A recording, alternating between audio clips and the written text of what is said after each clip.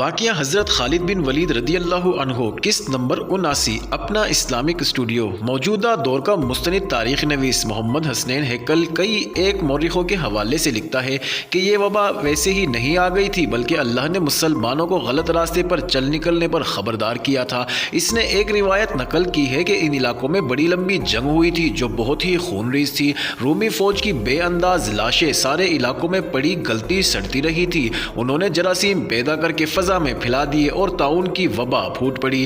قدیم مورخین اس سبب کو تسلیم نہیں کرتے۔ وہ کہتے ہیں کہ یہ وبا شام سے نہیں بلکہ فلسطین کے ایک شہر امواس میں سے اٹھی تھی اور یہ اللہ کا نازل کیا ہوا غضب تھا۔ اس داستان میں پہلے ذکر آیا ہے کہ رابعہ کے باپ نے اویس اور رابعہ سے کہا تھا کہ شام میں بعض مسلمانوں نے شراب اپنے اوپر حلال کر لی ہے، وہ کھلا مکھلا شراب پینے لگے ہیں۔ اویس اور رابعہ نے کہا تھا کہ یہ شخص مسلمانوں پر بے بنیاد الزام عائد کر رہا ہے اور یہ اسلام سے نفرت کا اظہار ہے، لیکن رابعہ کا باپ الزام تراشی نہیں بلکہ سچی بات کہہ رہا تھا۔ ان مورخوں نے لکھا ہے کہ شام اسلامی سلطنت میں شامل ہو گیا تو عرب کے کئی خاندان شام کے مختلف علاقوں میں جا کر آباد ہو گئے تھے۔ وہاں کے عیسائی آبادی مسلمانوں کی وفادار ہو گئی لیکن دل سے انہوں نے مسلمانوں کو قبول نہیں کیا تھا۔ کچھ دانشمند عیسائیوں نے اس قسم کی نظریاتی تخریب کاری کی کہ کچھ مسلمانوں کو شراب کی طرف مائل کر لیا۔ صاف ظاہر ہے کہ انہوں نے یہ کام اپنی حسین اور جوان لڑکیوں کے ذریعے کیا ہوگا۔ ان مسلمانوں کو دوسرے مسلمانوں نے شراب نوشی سے روکا تو شراب نوش مسلمانوں نے قرآن کے حوالے سے یہ کہا کہ قرآن میں یہ الفاظ آئے ہیں، کیا تم ان چیزوں سے باز رہو گے؟ یہ مسلمان کہتے تھے کہ اس کا مطلب یہ ہے کہ اللہ نے یہ اپنے بندوں پر چھوڑ دیا ہے کہ وہ شراب کو حلال سمجھے یا حرام۔ وہ یہ بھی کہتے تھے کہ رسول اللہ صلی اللہ علیہ وسلم اور خلیفہ اول حضرت ابو بکر صدیق رضی اللہ عنہ کے عہد میں کسی شراب نوش کو سزا نہیں دی گئی تھی۔ محمد حسنین ہیکل کچھ اور حوالوں سے لکھتا ہے جب سپہ سالار ابو عبیدہ رضی اللہ عنہ کو اطلاع ملی کہ کچھ مسلمانوں نے شراب نوشی شروع کر دی ہے تو انہوں نے اپنے طور پر تحقیقات کی۔ ان کے آگے بھی وہی دلائل رکھے گئے کہ قرآن میں واضح طور پر شراب کو حرام قرار نہیں دیا گیا۔ ابو عبیدہ نے امیر المومنین حضرت عمر رضی اللہ عنہ کو یہ سارا مسئلہ لکھ کر بھیجا اور ان کا فیصلہ مانگا۔ ناظرین، حضرت عمر رضی اللہ عنہ نے اسلامی دستور کے مطابق چند ایک صحابہ کرام کو مشورے کے لیے بلایا اور یہ مسئلہ ان کے آگے رکھا۔ حضرت علی کرم اللہ وجہہ الکریم نے کہا کہ کوئی شخص شراب پیتا ہے تو وہ اپنے ہوش کھو بیٹھتا ہے، عقل و ہوش کھو جائے تو وہ شخص واحد تباہی بکتا ہے۔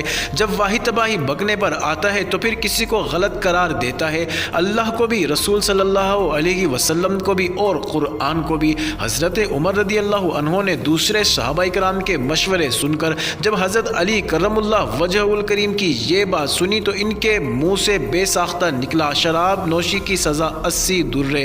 حضرت عمر رضی اللہ عنہ نے ابو عبیدہ کو لکھا کہ شراب پینے والوں کو اپنے سامنے حاضر کرو، اگر وہ شراب کو حلال کہیں تو انہیں قتل کر دو اور اگر وہ اقرار کریں کہ شراب حرام ہے تو انہیں 80 درے لگوائے جائیں۔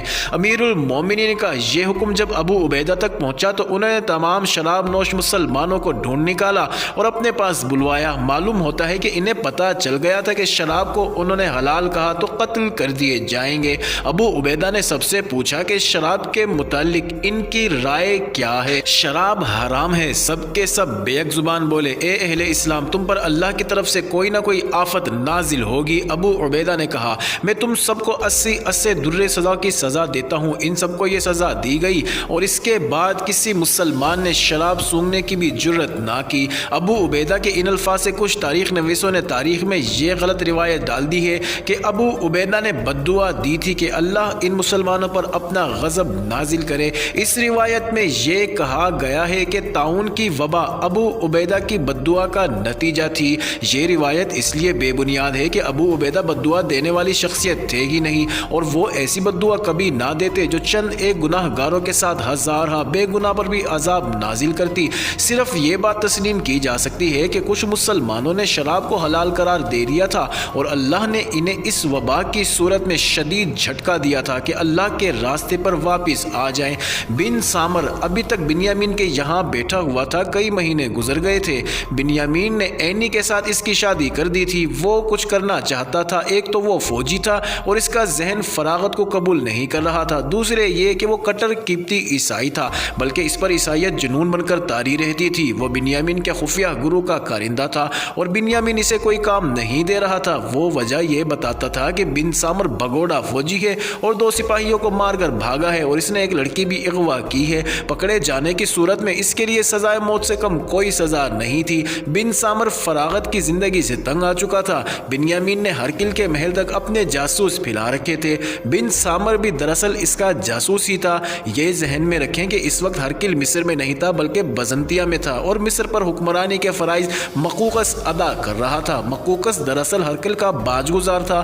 عملاً مصر کا بادشاہ ہرکل تھا اور جنگی امور اس کے ایک مشہور و معروف جنرل اطرابون کے ہاتھ میں تھے۔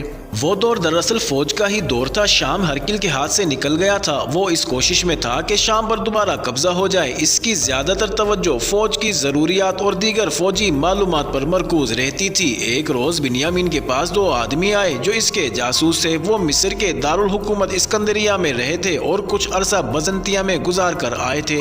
بنیامین نے اس سے پوچھا کہ وہ کیا خبر لائے ہیں۔ جاسوس نے بتایا کہ ہرکل کے دماغ پر شام سوار رہتا ہے۔ وہ جلدی سے جلدی شام پر فوج کشی کرنے کے منصوبے بناتا رہتا ہے۔ اس نے اس وقت عرب پر حملہ کرنے کا ارادہ کر لیا تھا جب وہاں قحط کا دورہ تھا، لیکن مشیروں نے اسے روک دیا اور یہ جواز پیش کیا کہ قحط صرف عرب میں ہے، شام میں نہیں، اور مسلمانوں کے لشکر شام میں ہیں۔ اگر رومی فوج عرب میں داخل ہوں گی تو شام سے مسلمان لشکر رومی فوج کو گھیرے میں لے لیں گے اور اس کا انجام بہت برا ہوگا۔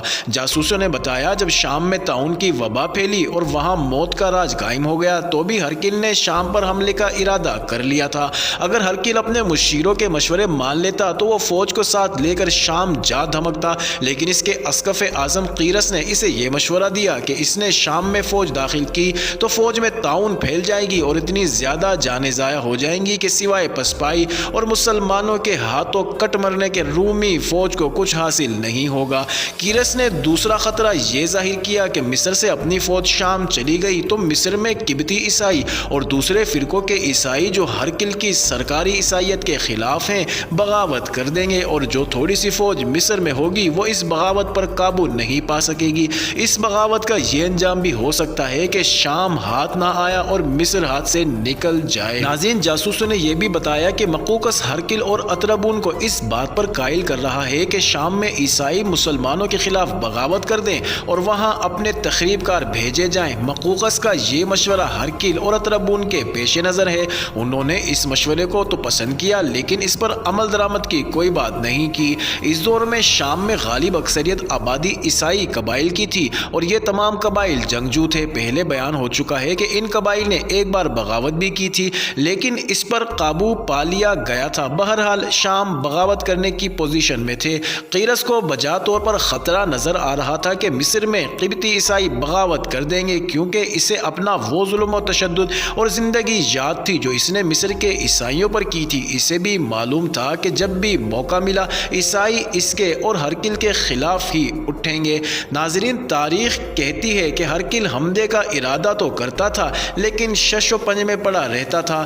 اگر وہ اس وقت شام پر چڑھائی کر دیتا جب طاعون مسلمانوں کو چاٹ رہی تھی تو مسلمانوں کے لیے مشکل پیدا ہو جاتی۔ مسلمانوں کے لشکر طاعون کی نظر ہو رہے تھے اور چیدہ چیدہ سپہ سالار بھی فوت ہوتے چلے جا رہے تھے۔ یہ تو اس کے اسقف اعظم قیرس نے اسے خبردار کر دیا تھا کہ شام میں فوج داخل کی تو وبا اپنی فوج میں بھی پھیل جائے گی۔ معزز ناظرین، جاری ہے اگلی ویڈیو قسط نمبر 80 میں دیکھنا مت بھولیے گا۔